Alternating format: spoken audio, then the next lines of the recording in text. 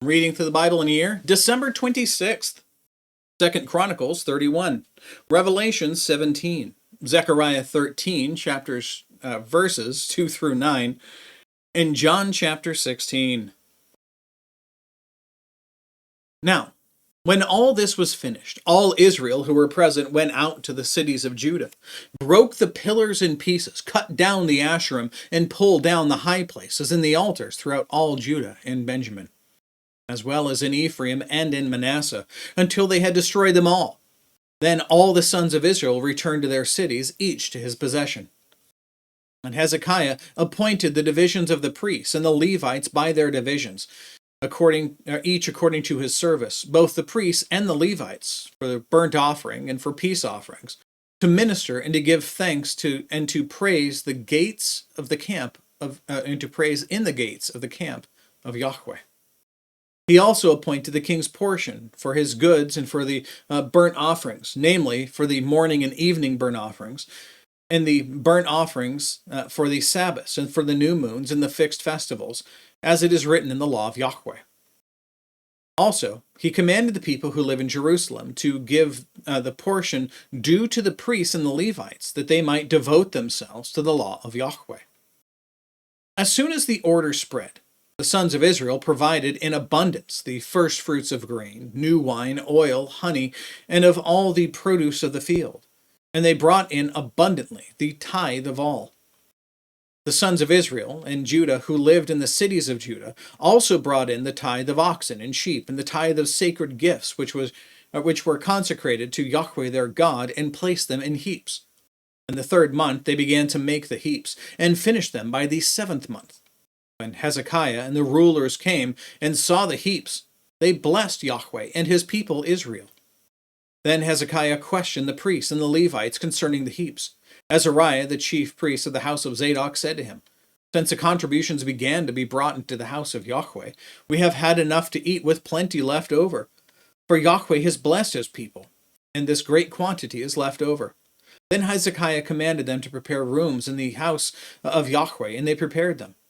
And they faithfully brought in the contributions and the tithes and the consecrated things, and Conaniah the Levite was the officer in charge of them, and his brother Shimei was second.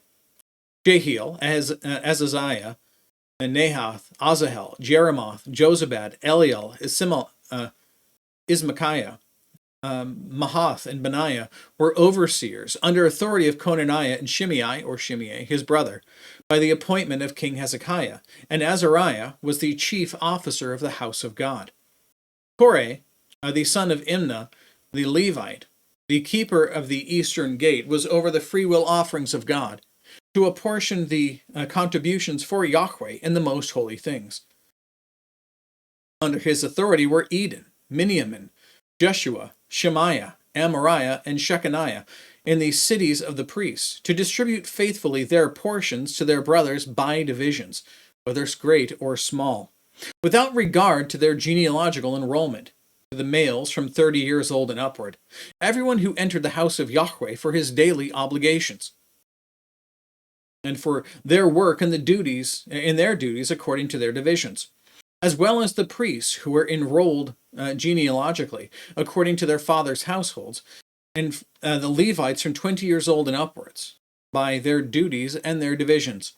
The genealogical enrollment included all their little children, their wives, and their sons and their daughters, for the whole assembly, for they consecrated themselves faithfully in holiness. Also, for the sons of Aaron the priests, who were in the pasture lands of their cities, or in each and every city, there were men who were designated by name to distribute portions to every male among the priests, and to everyone genealogically enrolled among the Levites. Thus Hezekiah did throughout all Judah. He did what was good, right, and true before Yahweh his God. Every work which he began in the service of the house of God, in law and in commandment, seeking his God, he did with all his heart and prospered. Now, Revelation 17.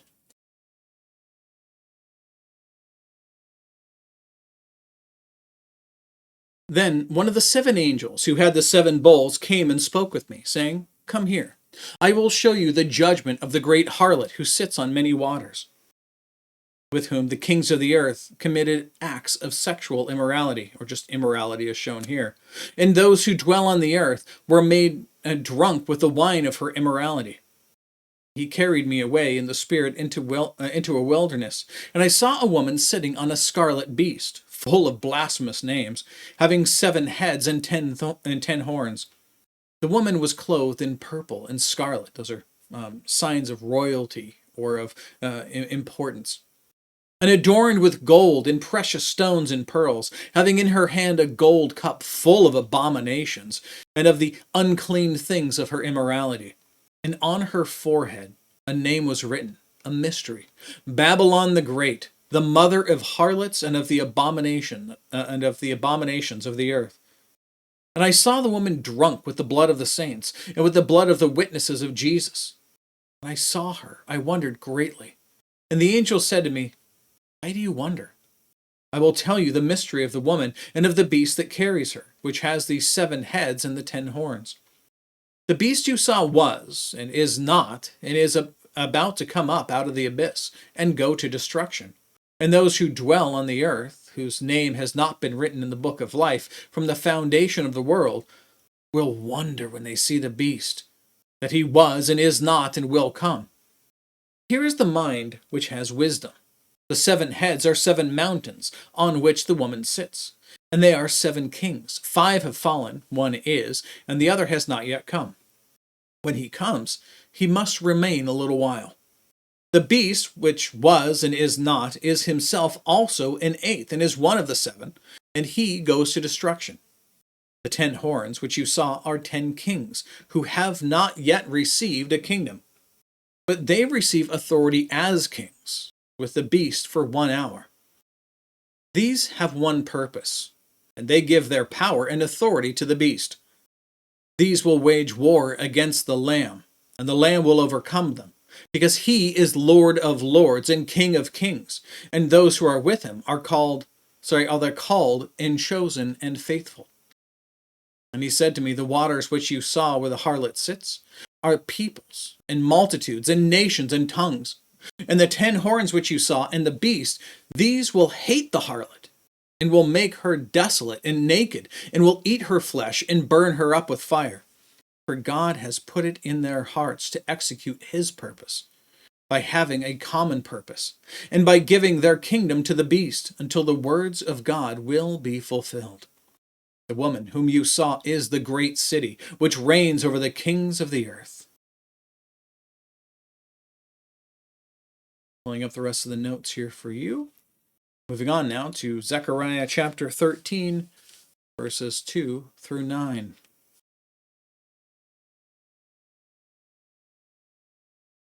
It will come about in that day, declares Yahweh of hosts, that I will cut off the names of the idols from the land, and they will no longer be remembered.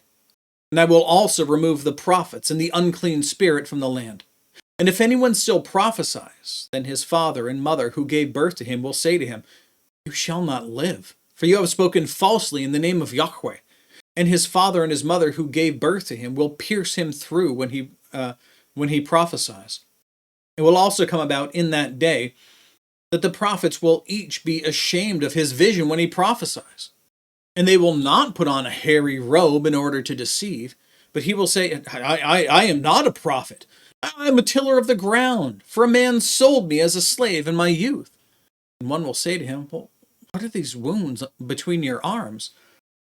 Then he will say, those with which I was wounded in the house of my friends. Awake, O sword, against my shepherd, and against the man, my advocate, declares Yahweh of hosts. Strike the shepherd, that the sheep may be scattered, and I will turn my hand against the little ones. It will come about in all the land, declares Yahweh, that 2 parts in it will be cut off and perish. The third will be left in it. And I will bring the third part through the fire, refine them as silver is refined, and test them as gold is tested. And they will call on my name, and I will answer them.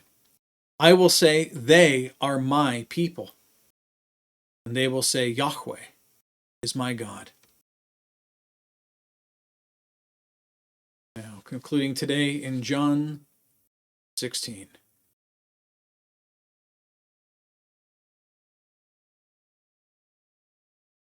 These things I have spoken to you, so that you may be kept from stumbling. They will make you outcasts in the synagogue, but an hour is coming for everyone who kills you to think that he is offering service to God. These things they will do, because they have not known the Father or me. But these things that I have spoken to you, or these things I have spoken to you, so that when their hour comes, you may remember that I told you of them. These things I did not say to you at the beginning, because I was with you. But now I am going to him who sent me, and none of you asks me, where are you going? But because I have said these things to you, sorrow has filled your heart. But I tell you the truth, it is to your advantage that I go away. For if I do not go away, the Helper will not come to you. But if I go, I will send him to you. And he, when he comes, will convict the world concerning sin and righteousness and judgment. Concerning sin, because they do not believe in me. Concerning righteousness, because I go to the Father and you no longer see me. And concerning judgment, because the ruler of this world has been judged. I have many more things to say to you, but you cannot bear them now. But when he, the Spirit of truth, comes, he will guide you into all the truth. For he will not speak on his own initiative, but whatever he hears, he will speak, and he will disclose to you what is to come. He will glorify me, for he will take of mine and will disclose it to you. All things that the Father has are mine. Therefore I said that he takes of mine and will disclose it to you. A little while, and you will no longer see me, and again in a little while, and you will see me. Some of his disciples then said to one another, What is this thing he is telling us? A little while, and you will not see me, and again a little while, and you will see me, and because I go to the Father. So they were saying, what is this that he says? A little while. We do not know what he is talking about. Jesus knew that they wished to question him, and he said to them, Are you deliberating together about this, that I said a little while, and you will not see me, and again a little while, and you will see me? Truly, truly, I say to you, that you will weep and lament, but the world will rejoice. You will grieve, but your grief will be turned into joy. Whenever a woman is in labor, she has pain, because her hour has come. When she gives birth to a child, she no longer remembers the anguish because of the joy that a child has been born into the world. Therefore, you too have grief now, but I will see you again, and your heart will rejoice, and no one will take your joy away from you. In that day, you will not question me about anything. Truly, truly, I say to you, if you ask the Father for anything in my name, he will give it to you. Until now, you have asked for nothing in my name.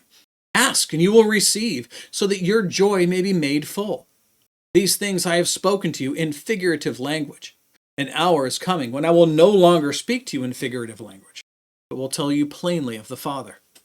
In that day you will ask in my name, and I do not say to you that I will request of the Father on your behalf. For the Father himself loves you, because you have loved me and have believed that I came forth from the Father. I came forth from the Father and have come into the world, and I am leaving the world again and going to the Father. His disciples said, Lo, now you are speaking plainly and are not using a figure of speech. Now we know that you know all things and have no need for anyone to question you. By this we believe that you came from God. Jesus answered them, Do you now believe? Behold, an hour is coming and has already come for you to be scattered, each to his own home, and to leave me alone, yet I am not alone, because the Father is with me. These things I have spoken to you, so that in me you may have peace. In the world you have tribulation, but take courage. I have overcome the world. That's it. That is all the reading and all of the and all of the notes for today. God willing, we'll be back tomorrow. Behold, the word of the Lord.